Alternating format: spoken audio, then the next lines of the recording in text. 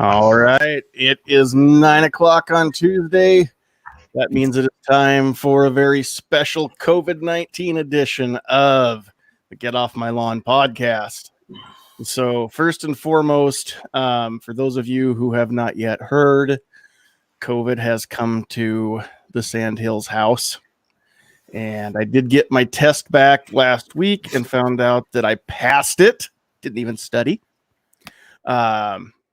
And a few of the other symptoms came after the test. I think it was Saturday. I lost my senses of taste and smell. For the most part, for those of you who've been wanting to know, I don't feel that bad. I've gone to work feeling worse than this before, but I've got a fever and that has to be gone for at least 24 hours before I can go back to work. I can't go back before Monday anyway. So we'll see what happens. We've got a few days for that to break.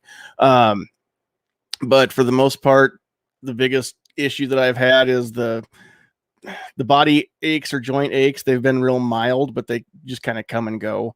I still cough a little bit, but I mean, I'm taking stuff for that. And I think that there's some other stuff going on too. So I'm taking antibiotic just to make sure that there's not any other bug causing all the sinus congestion and whatnot. And I guess we'll just kind of see what happens. But for the most part, I felt pretty good tonight. So I thought, yeah, we're going to go ahead and do this. So, all right, let me see if I can get this to work real quick. Hold on, guys. Still trying to figure out how to do there. There we go. Now I should be able to have that on multiple windows. Okay. Still getting used to doing YouTube and Facebook both at the same time again. And, well, that's kind of cool. We've got Defense Dad in here beside himself now. Very awesome. Oh, people are just coming and going, dropping in and out. Okay, so real quick here, we would like to give everybody a chance to say hi. Maybe. Seems like every time we get one in, then somebody else drops out. It's been a fun night so far of people coming in and out here. So real quick, let's give everybody a chance to say hi, the ones that are still in the room here. So we've got Pat and Lily joining us. Pat, how is the little blonde munchkin tonight?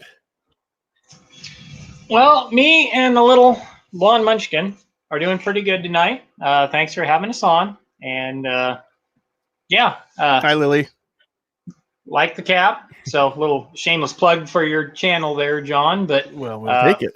Yeah, cap's working good. And yeah, just glad to be on and having a good time tonight. And yeah, hopefully it's a lively conversation. And hope everything's going well on your end tonight. Well, so far so good anyway. I really can't complain, all things considered. Thanks for joining us tonight. We will move right along over here to Mr. Nighthawk Medic. What's up, sir? Not much, sir. Thanks for having me in. Excited about the topic tonight and glad to see you still kicking. I hope you lick this thing pretty easy. You're a big, strong fella. You ought to beat it. No problem. Well, I did some research. And according to CDC's numbers, people in my age group, only 99.7% of us survive this. So my God, I know it's pretty risky. So I definitely would like everybody's prayers just to make sure that, I mean, I'm just saying. Horror. I don't want to make light of anybody who actually has lost a friend or a loved one to this disease, because I understand that for some people it is deadly. But when an entire age bracket has a 99.7% survival rate, I mean, most people have to take a test to even find out they had the thing.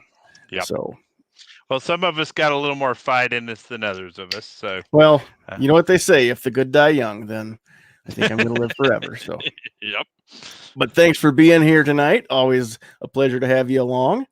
Well, let's move over here to Mr. Tactical Pickle himself. We've got Calaveras 32 Special joining us. What's up over in the California land?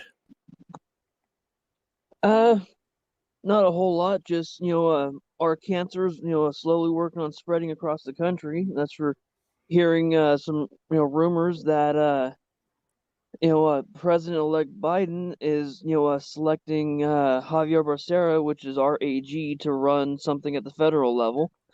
So that way they can spread the California way of doing things to the nation. Oh yeah. Yep. That's horrible. That's what that is. But I guess we'll have to wait and see. Maybe if there's something that you could do just to convince him to just stay put and stay in your state and not go to Washington, do you think there's a chance? Nothing legal. Well, we're not going to condone anything illegal. So, all right. Well, I guess that you guys have been putting up with it for long enough. It's probably the time we all help shoulder the load, right? Sharing is caring. Thanks for sharing that. I've warned people for years that it's a cancer and just running from it isn't going to work. You got to help us fight it. And now you finally starting to see the wisdom in those words. Well, I've seen the wisdom for quite some time. One of these nights we might actually have a conversation about that very thing. But in the meantime, thank you very much for joining us. And then last, but certainly not least, here in the room, we have got Mr. Defense Dad. What's up in the Star City? Oh, not too much. Sorry, I was having some internet issues there for a minute, but it should be good now. Well, don't let it happen again. My gosh. Yeah. Tis what it is. Yeah, that's okay. Technical difficulties are no stranger to this show. No stranger at all. All right, let's move everybody back here to the full screen view. And couple things that I want to do real quick. Let's just see who's out there in the chat. I can't see everybody who's watching. I don't think it shows me. Nope. On the Facebook side. I'm not sure it tells me who's watching on the Facebook side anywhere. But I do have a comment from John Petrolino. So thanks for joining us over there on the Facebook side. If you're watching on the Facebook side, leave comments so that we can see that you're out there. And if you're watching on YouTube, do the same thing so that we can see that you're out there. On the YouTube side, we've got Justin Gibbons. We've got Sandhills Sweetheart out there in the chat, and she is in the producer's chair, holding it down over there too. We've got, who else do we have out there? Southpaw RX is in the house. Iron Horseman's out there. G23, Poor Conservative, Fluffy 10mm Jeep Guy. Stan's out there. What's up, Stan? SS Pawn is in the house. Richard Hirsch in the house. Let's see. Jefferson Martial Arts. I see you out there. Gun Loving Grandpa. What's up, Buck? Pat's in the house out there and in here. And I know that there will be more coming along as we go through the night. So again, just make sure that you're leaving the comments out there so we can see you and get you put on the list for later. A couple other things that we want to mention. If you want to get a cool hat like the one Pat is rocking right there, make sure you go over to blackswantactical.com, and then you can get 10% off if you use the discount code Sandhills. So go check that out. You can get hats, you can get stickers, and more stuff coming soon. I know I keep saying that, but it's more stuff is coming soon.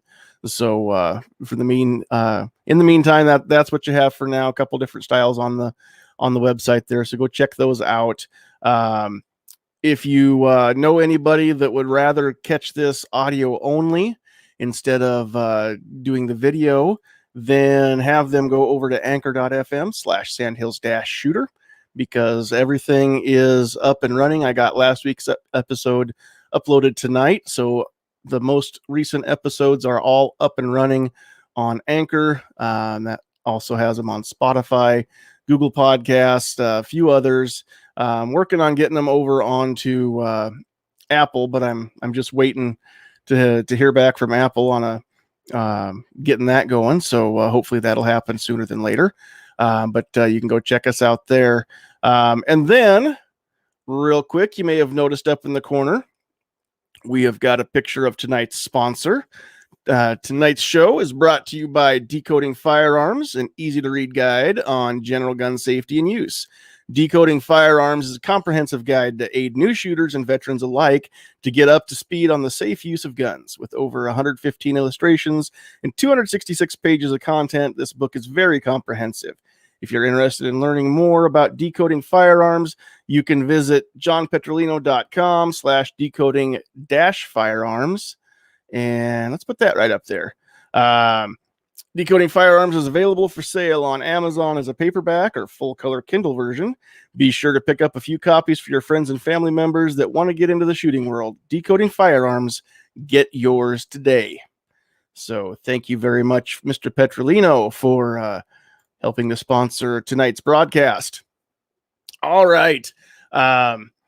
Let's get into seeing how much fun we can have just picking on everybody tonight. And I don't really mind if we make everybody mad. This may be an unpopular opinion, but when you're sitting around with the COVID, there's not much else that really you get to do. You spend a lot of time on social media, more than normal. And I keep seeing, not on social media only, but all over the place. I keep seeing, just, it doesn't really matter what the topic is. People want to argue about it. People want to run their mouth without thinking. When it comes to vaccinations or masks or anything like that, I have seen some pretty, I guess, big bullies out there who insist that you have to do things their way and think about things their way. The problem with that is they're not on the left. They're on the right. And so I guess that's kind of what I had in mind when I came up with tonight's topic. I think we've all seen it, but we've seen it, and it's not just recently, it's been for a long, long time, but anymore when it comes to keeping one's head or lack thereof.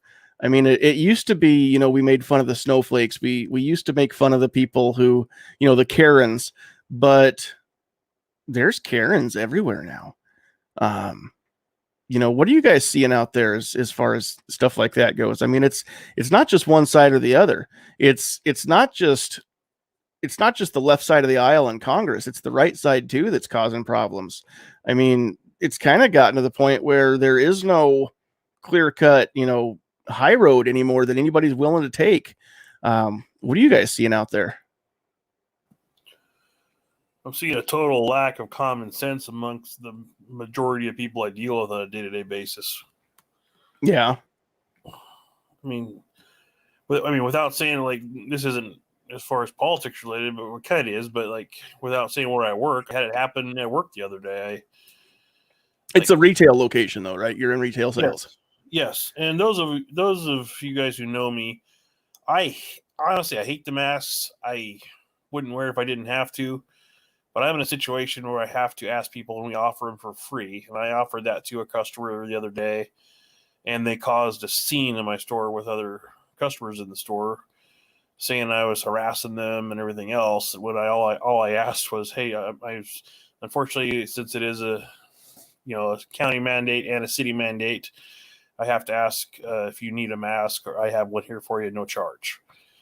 And that just exploded, and she was just very indignant and accusing me of being a left-wing communist hippie.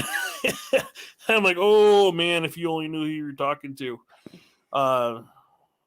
It's just, I have stuff like that happen, and I tell you guys, so people who are in retail, we don't want to have to ask people that, but it's our job, and we lose our job if we don't. So if you don't agree with the mask, I totally understand. But have a little bit of common sense and respect, because that person who has to ask you doesn't want to do it. And before anybody out there who may be thinking in the back of their mind, well, just go get a different job. It's not always that simple. Number one, some of us are quite comfortable in the job that we've had for 10 years. Number two, if you think it's that easy, why don't you hire me at what I make now or more? I'll go around and tell you that you don't have to wear a mask if you want to hire me all day to do that, but you're going to pay my insurance too. And so that's the biggest reason that some of us don't want to lose our job or won't leave our job, is because we can't afford to at this point in our lives.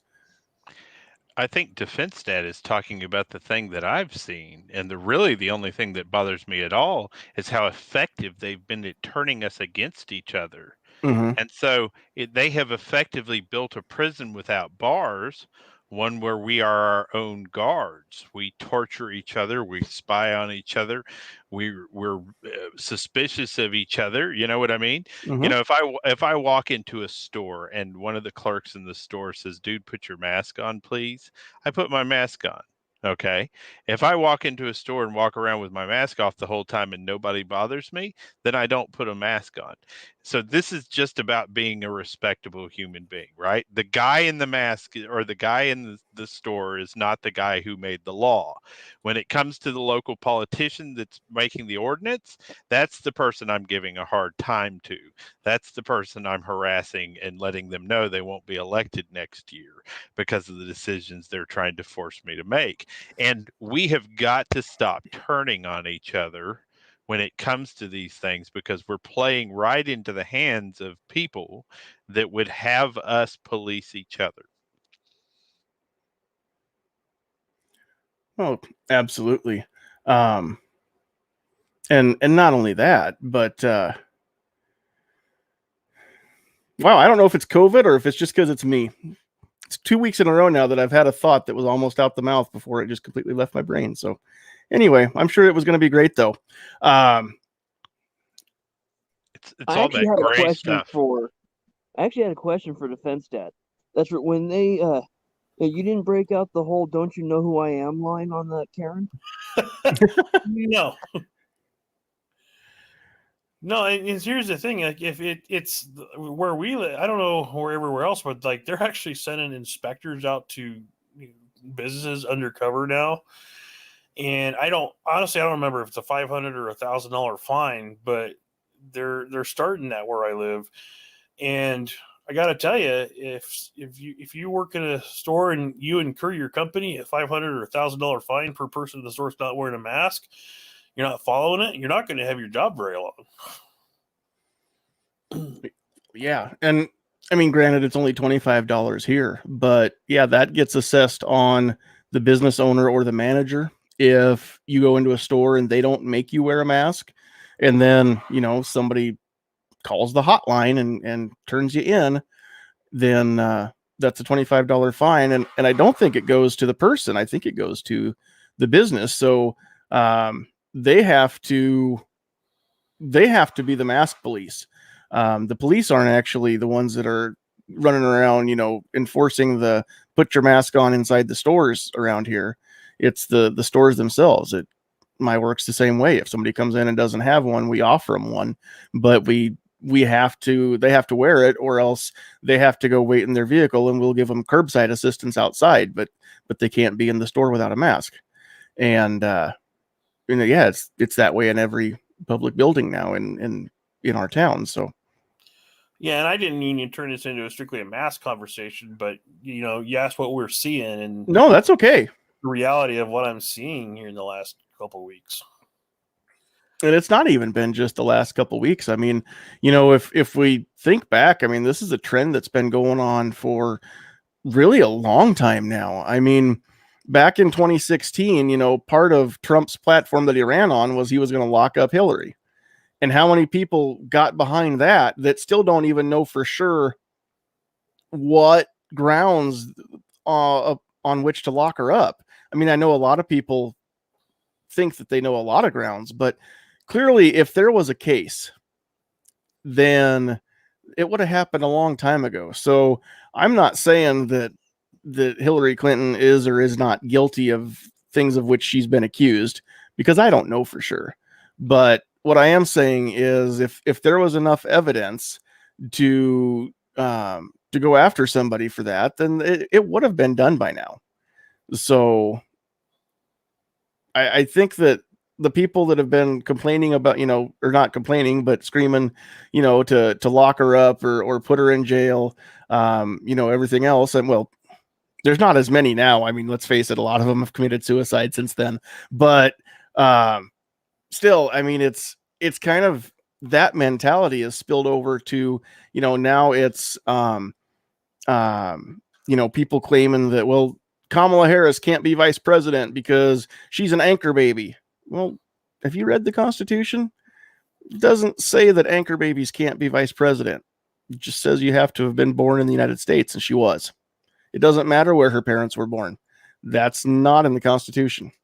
So stuff like that. It's all this kind of stuff that really what it comes down to is we keep trying to act like we're better than them, right? The conservative or the right-leaning side, we try to act like we're the ones that always take the high road, when in reality, there's a lot of morons out there that are claiming to be right or right-wing that really, they may be right-wing, but they're just not smart.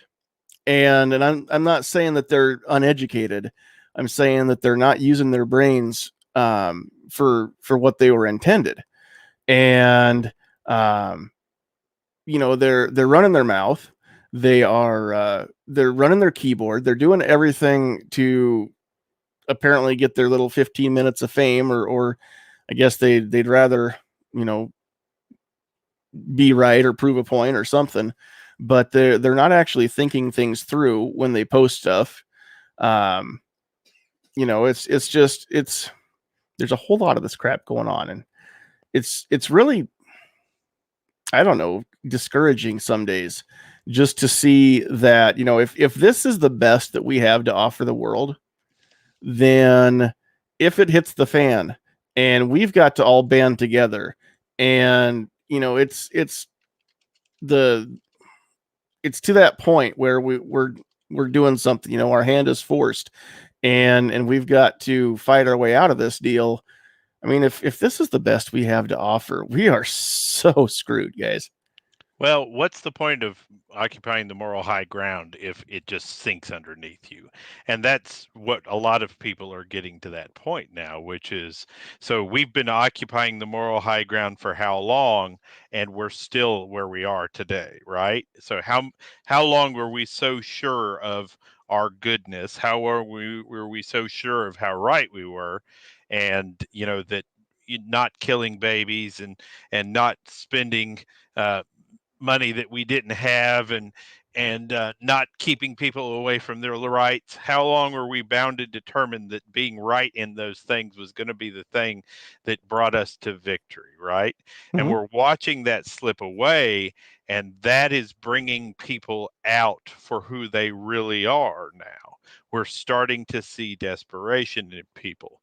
And let's all admit it, that we've all sat down and we've looked. It has been as simple as a statement of my boat sank with my guns in it. Or, I mean, how often have you heard that now as opposed to 10 years ago, right? Or something like, they can come and take it. Well, come and take it is a really super old one, right? Mm-hmm. But it wasn't as mainstream as it is now. So people are starting to hit a point of desperation. They've realized that they've occupied the moral high ground, and they continued to lose the cultural war. That's where we hold the high ground, but the rules keep changing. So that's where what was, the way, what may have been the way to win 20 years ago is now a losing trend. So there's, like, I think I agree with Nighthawk. There's a lot of people that have hit that point of desperation where forget the moral high ground, gloves off, whatever it takes to win. Not to say that's, the way I advise to do it, but that's a lot of people have hit that point. Well, and that is a great point. I mean, it's no secret. This has been going on for a long time too.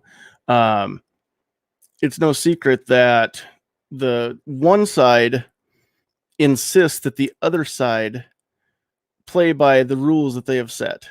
So, I mean, it's easy to figure out which one. The left wants to set these rules and insist the right play by these rules.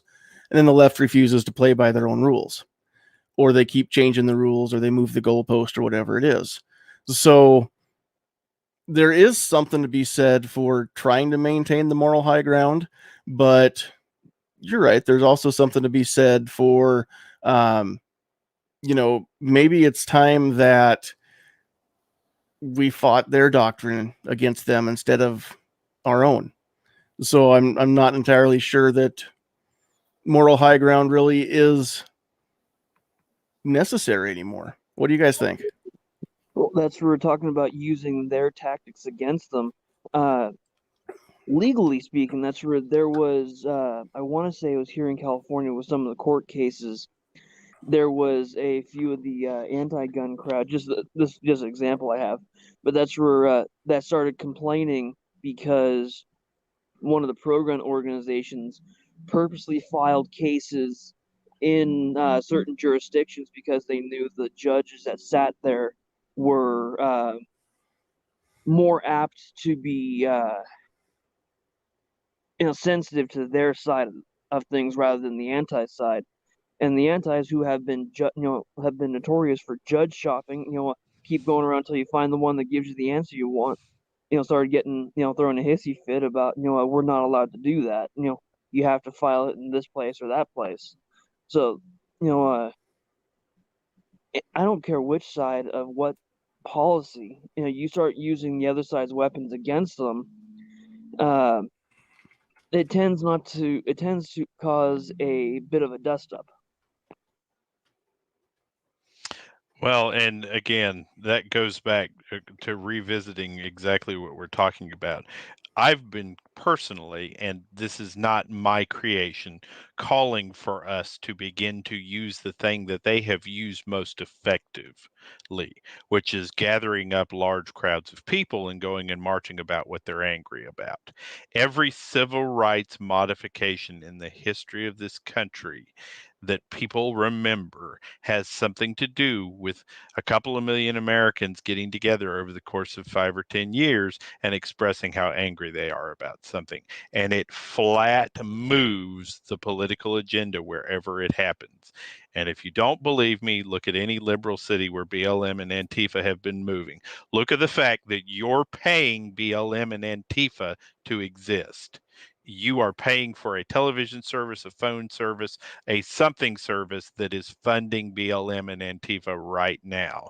They have $452 million in their coffers, and they're a 501c that is providing money to the Democratic Party political fund and is somehow immune to getting their 501c status removed, despite the fact that they're contributing to a political fund. So if you want to change the process, imitate some of what they're doing, which is making it uncomfortable for the people in power to be in power. They're making it awkward for them to be in power. And we are so darn polite all the time and so insistent that we be at the top of this little hill that is sinking beneath us that we don't see the effectiveness of that. And it's scary.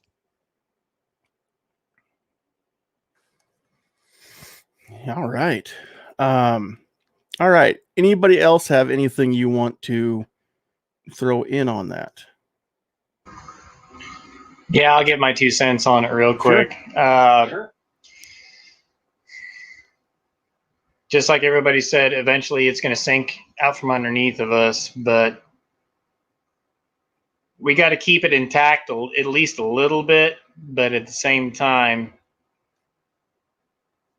they're fighting so dirty and fighting so loud from this small little crowd. About the only way that we can fight back, especially if it goes the wrong way, especially if it goes pear-shaped, is we're going to have to get really loud, just like what they are, because that's the only way we're going to be able to make our voices to be heard. We can't stay quiet the people forever. that are conservative by nature, how do we get them to get loud? Because that's, in my mind anyway, that's what conservative means, is don't rock the boat, don't make waves, don't go to extremes. And I don't disagree with you, Pat. I think you're right. But how do we accomplish that? How do we get more conservatives to band together with, and not just to scream with a loud voice, but with one voice, to get conservatives to band together and march, and do these things, as one unified front, instead of everybody who, again, wants to be the guy or the gal. There's some people that just, they won't do it unless they're the face of it or the head of it or anything like that. So how do we get everybody together, on the same page with such a thing? What do you guys think there? Well, I'll give this one to Nighthawk. I think he's probably got a better. He can probably speak it a little bit better than I can. So, from the standpoint of how we magically get 1 million people tomorrow, that does not exist. It does not exist, right? If you look at the run up on organizations like Antifa, it started as a very small grassroots movement that recruited over time and built up power slowly. And so, everybody wants to go from we don't cooperate with each other at all on anything, and we fight with each other like little girls, cats and dogs, little girls and little boys, to now we suddenly are going to be a 1 million man march on DC. And that's not how that works at all. It starts with small groups who plan a cause in different parts of the country and begin to put themselves together slowly. So it means that John, Pat, Paul, Defense Dad, and Calaveras all get together and we say, you know what? Here's what we're going to do is we're going to establish a group here and we're going to move towards one cause. And we're going to get as many people as we can to just commit to an email a week. That's it. Just commit to an email a week. Can we do that together? Great. I'm not going to watch you do your job here. You're a smart guy. I'm going to let you have that. Let's see how many people we can get to commit to an email a week. Let's all visit back on Friday and see how the effort's going so far. And so you do that in all of our individual cities and you keep pushing that consistently, then eventually you're going to get 3% of the population you create with that who are willing to march. Okay. So if you look at the size of the Antifa and the BLM group, the people that they gather for a rally are not an 18th of their population. Okay. It's just the number that they have that is that I call it the 25% equation. 25% of any group that you get are actually physically willing to do something, right? And so that is just their 25%, but they've been working at it for 7, 8 years now. They've been building that group for a long time. We have to start now. We have to start building that group now, which means activity. It means these people have to feel like they're involved in something. They have to feel like they're accomplishing something. And so every time you do that, every time they get to check something on their little life list of I've accomplished something, they become more engaged. It cannot be like we run things now, which is to get together, have a bunch of great ideas, walk away and never do anything else with it. My opinion. All right, Defense Dad, Calaveras, either one of you two want to chime in there? Well, I'm just kind of thinking, kind of what a lot of people have said, but conservatives or 2A supporters, like, we can't even get along with each other sometimes. Like, God forbid, you get people that just chastise each other if you carry anything other than Glock or a 1911. If we can't get past that little petty crap, how are we going to unite as a front to have a one voice if we can't, just stop that kind of crap within our own groups? Although, go ahead. I mean, a lot of times we give each other a hard time about it, but there's a lot of people out there that, like, just, if you have a different opinion on what gun you like, you're a complete idiot, and I don't want to listen to you anymore. So that we're all supposed to be joining together, right? So we've got to allow ourselves to talk to each other and have a unified front and not get the petty crap within our own group to distract everybody from it. If we keep doing that, we're not gonna win. Well, yeah, that's very true.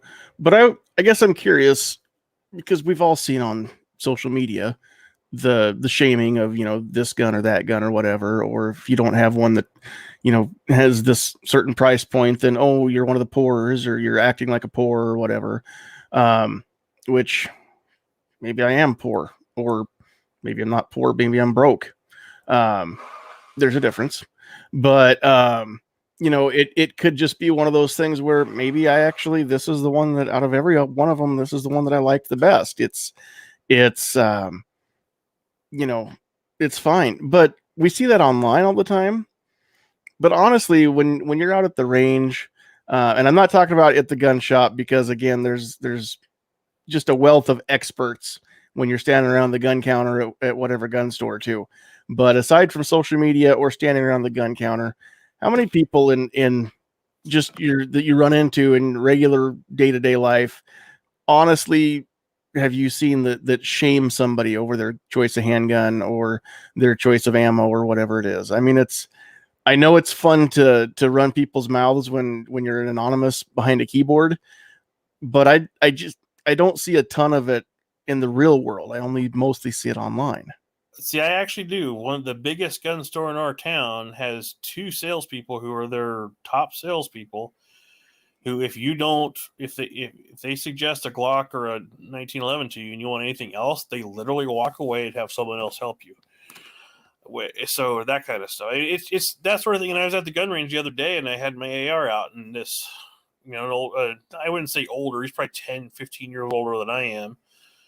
Just starts chastising for me for my choice of shooting an AR because he doesn't see the point. Like, I do see that stuff in real life, and I'm not trying to use that as like kind of a cop out, but I mean, it's just, if we can't get together and agree to disagree as far as like equipment, but still have the right idea towards what we're trying to do, you know, like it or not, the BLM people, the Antifa people, they're animated and I'm sorry, I think they're crazy, but they show a united front, whether they're coming out looking like a complete psychopath or what, but they have that united front that sometimes we don't, if we're really good to admit it.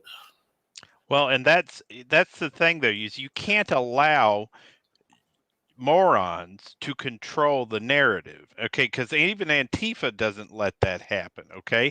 If you go to an Antifa march, the only people they bring to those marches are the people that are willing to march in line, okay? And again, we're not talking about an overwhelming number of their population. It is estimated that participants in that are and supporters of that in our country right now are in the 25 million in number. People who side with and support Antifa principles, okay? That's a lot of people. They might show a couple of hundred up at a protest, right? If they do something nationwide, they might get a couple of thousand. So we have the same percentages there, right? We tend to look at one or two really big idiots and say we can't work together. Well, if you're going to base your foundation based on those people, you're absolutely right. But if I start talking to 1,000 people and I get 100 of those people that can work together and can be decent human beings, that is a great percentage. That is a fabulous percentage as compared to what most groups are actually able to put together consistently. But we have to start looking and choosing those people. And here's where it's ugly.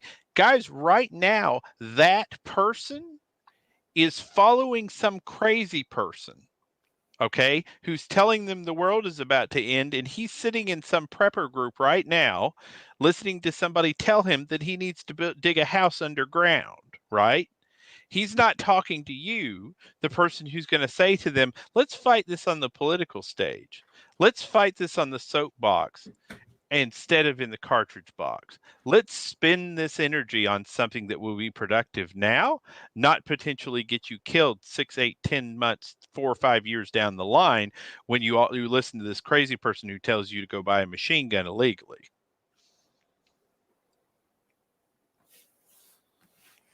All right.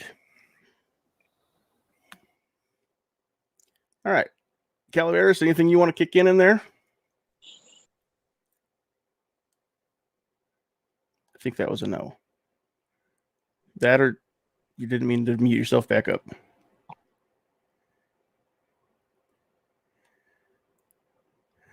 All right. Well, we will move right along. We just lost Calaveras. All right. So, I guess at this point, let's see, and he's back. Okay, cool. Now There you I are. can unmute again. There you are. I was trying to unmute so I could, say something, and nothing was happening. That's right. Didn't really have anything to add. I think, the rest of the panel put it together quite eloquently. Yep. All righty. I guess at this point, I don't have a whole lot more as far as the topic goes. I guess I wasn't really paying that close attention out there to all the comments to see what's been going on out there in the comments, but I don't think anything's been super crazy that I've missed. Patriot in the Dark out there says you have to be creative with your words. If they're not scratching their head going, what just happened when you're walking away, you did something wrong. So I think that, though, a lot of the times when people have had a conversation with me, they're scratching their head going, what just happened when they're walking away. So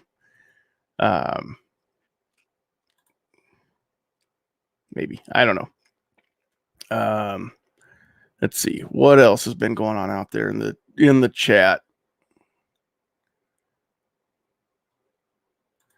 Justin Gibbons says you can't get conservatives together in large groups, like it or not. Most are out for themselves.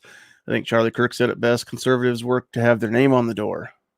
That's very interesting. I have not heard or read that from Charlie. He's a smart guy. I've liked a lot of the things that I've heard him say or read that he has said. For those of you that don't know, that's the Turning Point guy. What else is going on out there? I think that's about it anyway. All right. Anybody have anything else that they want to bring up? Doesn't necessarily have to be with the topic at hand, but is there anything else that we need to touch on tonight before we go? Only that we're, saying that the conservatives, they most of them want to work, etc., to something only if they can be the face of it. I'll be the first one to vote that no one on this panel should probably be the face of, any particular movement. Just saying. Wow, that kind of hurts a little bit. I thought I was pretty. I made that up too. I tell you what, I kind of agree with them because so here's the thing. And this is gonna, I don't know, this is, hopefully I can get my point across without sounding just overly whatever. But, the conservatives and those of us who are pro 2A are thought of as a certain stereotype.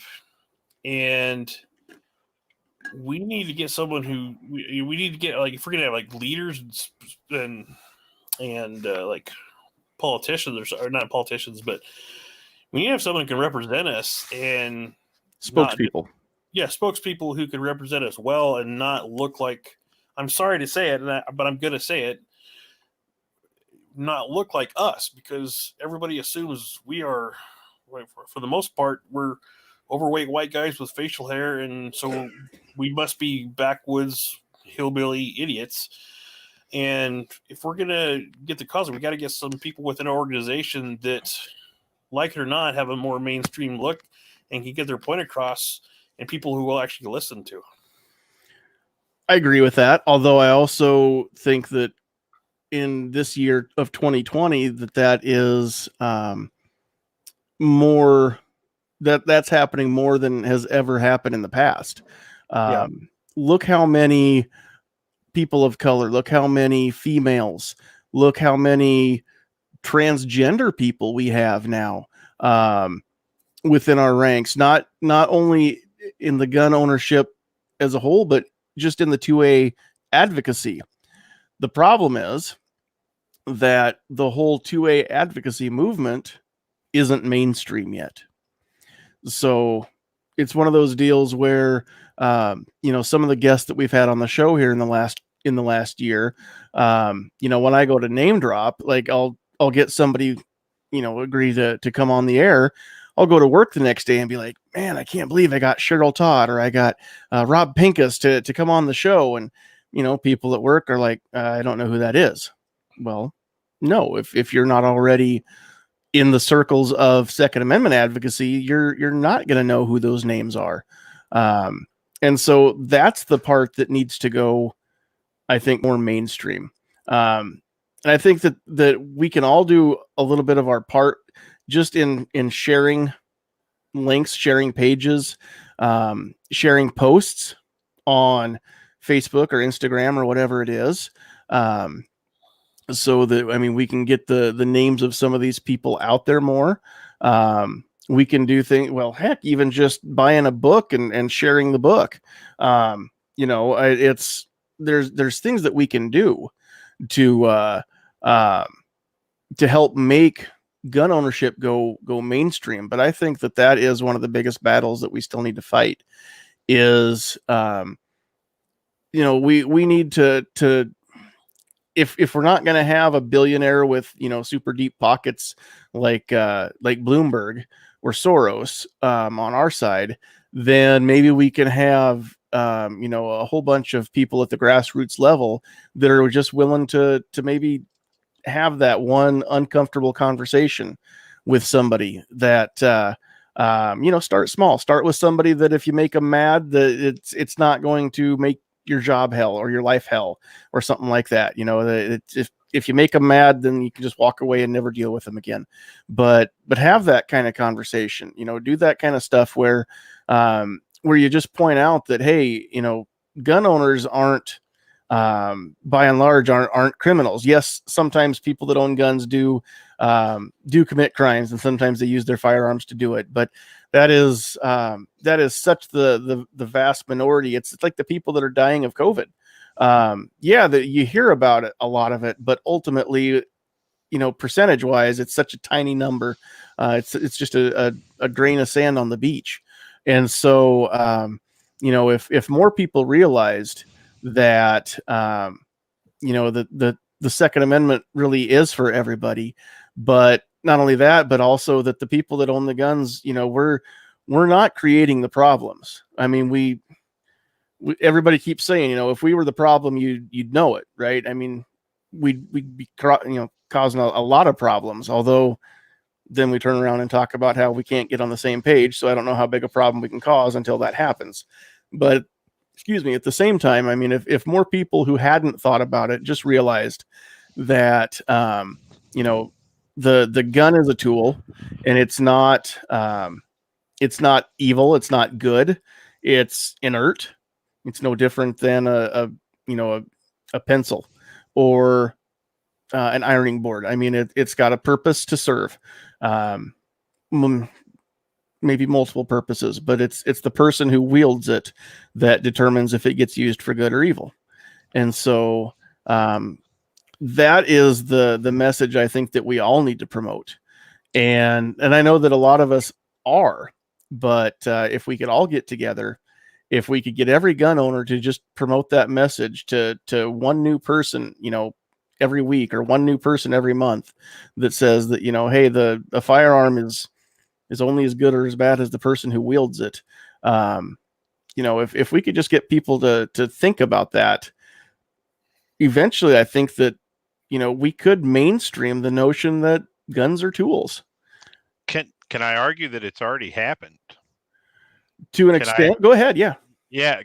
So 7 of the last 12 people to join my Facebook page and then become YouTube subscribers were registered Democrats. Their page was covered. I don't know if they're registered, but their page was covered in pro-Biden stuff. asking questions, sending me messages about, how did this pistol feel? How much did I pay for it? This, that, and the other. Getting armed. Okay. And then back on their Facebook page, hey, if a Trump supporter comes up to my house and threatens me, I've got a gun now. I'm safe. So conceptually, the number of background checks in America that have been happening recently tells us that firearms are mainstream. Okay. And that they know about them and they know they exist and they know this is a freedom that they have. This is not a battle as to whether or not Americans want to be armed or not. This is getting to the point where it's a battle between whether or not one side believes that the other side is an inherent threat to their existence. And so, I don't go political on any place but somebody's show, right? My channel, I talk about preserving your First and Second Amendment freedoms, but I don't talk about whether or not I'm a libertarian, a conservative, or a Democrat, right? And so for those people coming and sampling my channel, what they see is what they feel is firearms knowledge. We all have a varied impression of that, right? Mm-hmm. So I don't think firearms needs to be mainstreamed. I think we need to take it back, though. And protecting our firearms rights, we need to point out that it maybe has a political affiliation. And I would liken this to religions out there that used to teach health stuff, and then they lost that message to a bunch of hippies in California. We do the worst job on earth of selling the concept of how good we are about things. We do a terrible job of it. And firearms stuff, for some reason, we've got it wrapped around our heads that we're the only person who know how cool and important they are.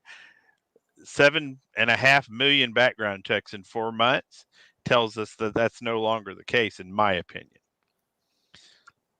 Yeah, very, very good point. And Poor Conservative kind of echoed what you were saying too. Gun ownership is already mainstream, just not popular among the media and academics, and they rule the popularity. Justin Gibbons out there said, hate to say it, but Wayne LaPierre is more crucial to us than anyone would like to admit. Yep. We've actually touched on that before here on different nights. But that's not necessarily wrong as much as we do hate to admit it. Although I would much rather see the NRA with somebody instead of Wayne in that position than no NRA at all. That's for sure. Mm-hmm. Yep. Again, I go back to, I don't think there are enough gun stores out there and enough gun shops out there that would end up with prohibitive level of insurance costs if the NRA would dissolve, that we would potentially see some ranges and things of that nature go out of business in some areas that may only have one range. No, exactly. Yeah. It's crazy. I've actually got contact info for I guess like a regional director out of Kansas City for the Midwest or for this area from the NRA. Met him a few weeks back when we had our NFOA member social. He drove up from Kansas City to be part of it, and he's a cool guy. One of the things that I had brought up to him is, we used to have somebody in Lincoln who was affiliated with the NRA who never took the time to walk the whatever it was 4 blocks down the street to the Capitol and testify whenever a gun bill was being heard. And his response was, I know, I've heard all that too. That's why I'm here now. So one of these weeks I'm going to have him on the show with us. We'll find a night that works for him. And we'll keep it civil, but I mean, if people want to ask questions or, want to know things, I mean, he will, he'll be as candid as he possibly can with, changes that are being made or the way that things actually work. But, it's like anything else where, when we're all focused on the executive VP or whatever he is, that's one thing, but the the grunts that are down in the trenches, fighting the good fight every day. I mean, they're still doing their work. The NRA is still doing a lot of things that aren't terrible. I just wish that there was a way that I could give money to the NRA without financing the ILA or Wayne's clothing or travel budget. And again, if I could do that, I'd give them my membership again, but I just can't see that my, whatever it is, $15-20 is going to make any difference there when so much of that money goes right over to where it doesn't need to be spent. So I'm guilty of, I guess defunding the NRA at this point, because I haven't renewed my membership for several years now. All right. Anything else anybody wants to throw in out there before we go?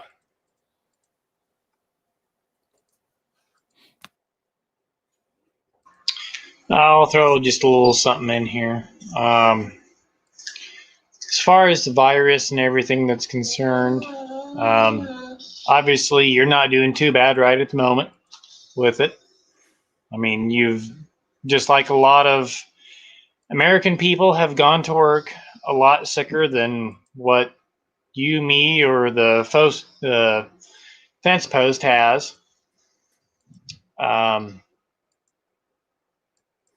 People our age should be out there living our lives, and it should be kind of a herd immunity deal. And the people that can work should be able to get out there, go do it, because we are the least likely to wind up on the slab. And you shouldn't let the media or any politicians or anybody scare you into anything that you do not want to do, whether it's mask, COVID, anything else like that. Us as Americans, we should not stop living our lives. We still need to continue on. That's just the way it should be. Very true. Anybody else?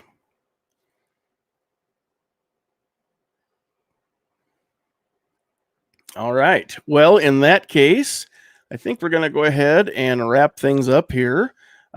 Before we give everybody a chance to give any closing thoughts and any shameless plugs, one more time, tonight's show is brought to you by Decoding Firearms, an easy-to-read guide on general gun safety and use.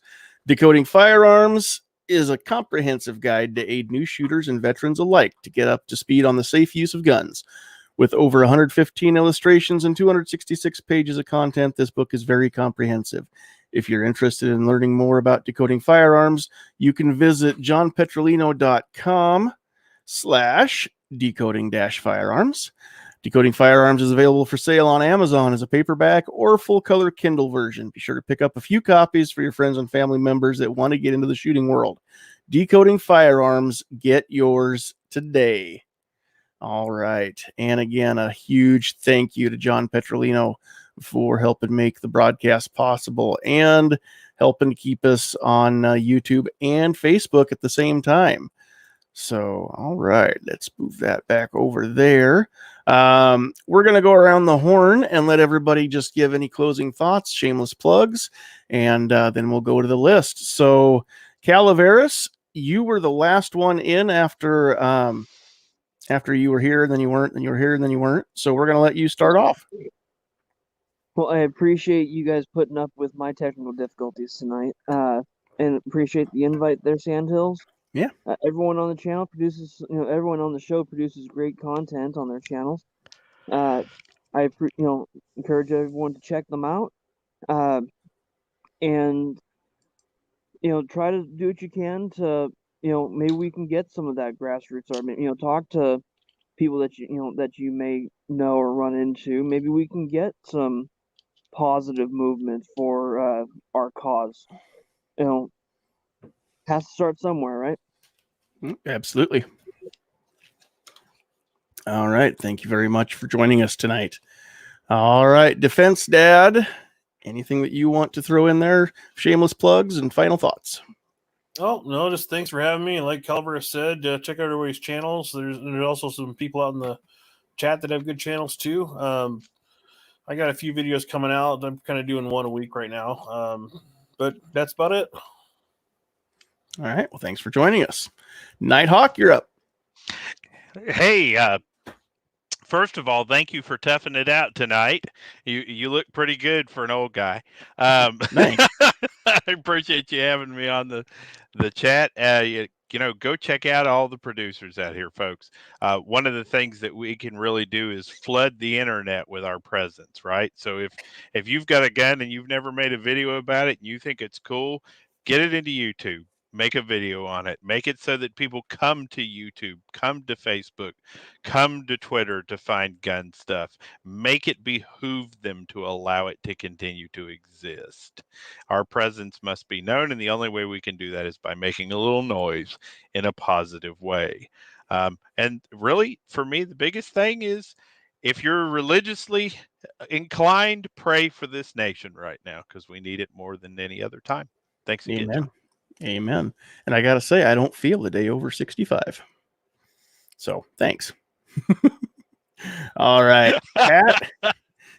Pat, you are up. Okay, still laughing over Nighthawk's deal. Anyway, something just popped in my head. Okay, since the Antifa and everything for the last 7-8 years, what like Nighthawk said, I'm going to issue a little challenge to the panel right now. How about everybody starts sending once a week an email to everybody that's just right here on the panel right now, and everybody stay in contact and send those little emails and everything out, and let's try to get a little bit more organized. Because if we're going to stand up and get a little bit louder and a little bit prouder, it's got to start somewhere. And thanks, Sandy, for having me on tonight. Appreciate the hat. Hat fits good. So, yeah, go check out everybody's channel, and hope everybody accepts this little challenge. All righty. Well, thank you very much. And it is time. Really? Yeah. Wow. That's awesome. We've got, this is the first time this has happened. These are all Facebook, really? Yeah. They're crammed in there because I was running out of room. Wow.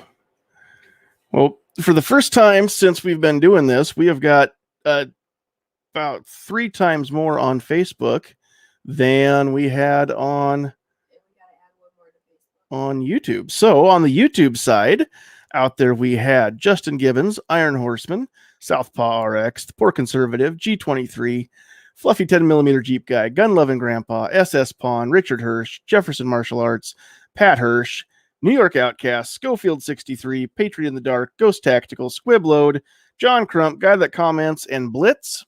And if we've missed anybody, it's because you weren't talking enough. I saw Gizzard Gary out there, and I don't think we've got him on the list. But Gary, we see you out there too.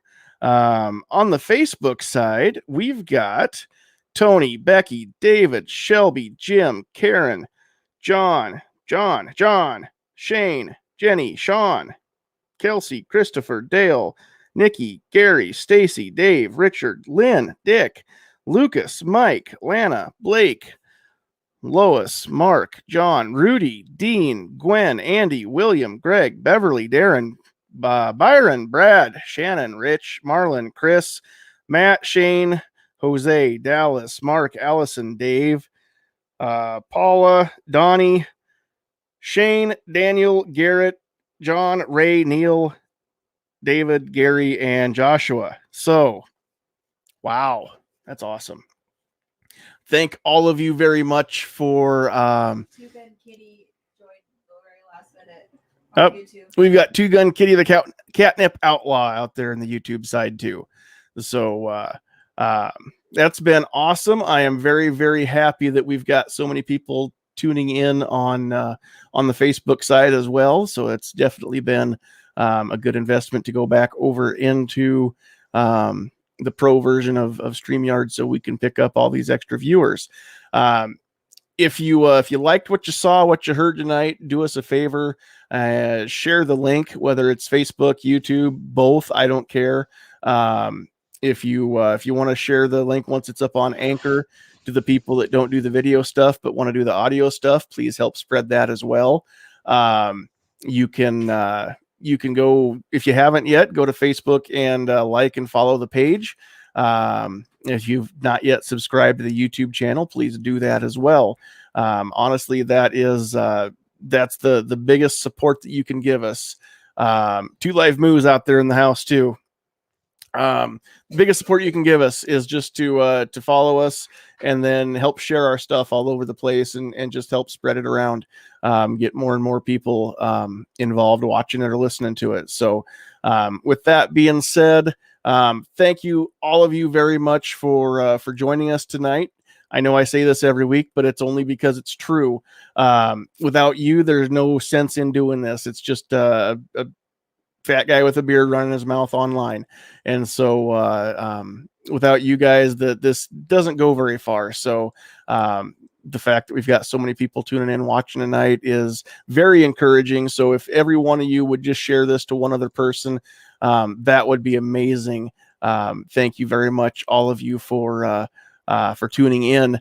On behalf of Defense Dad, Calaveras 32 Special, Nighthawk Medic, Pat and Lily, and Sandhills Sweetheart and myself, again, thanks. Have a great rest of your night. God bless you. Stay safe. Stay healthy. Don't let this deadly virus get you down. But right now, it's time to go. Y'all need to get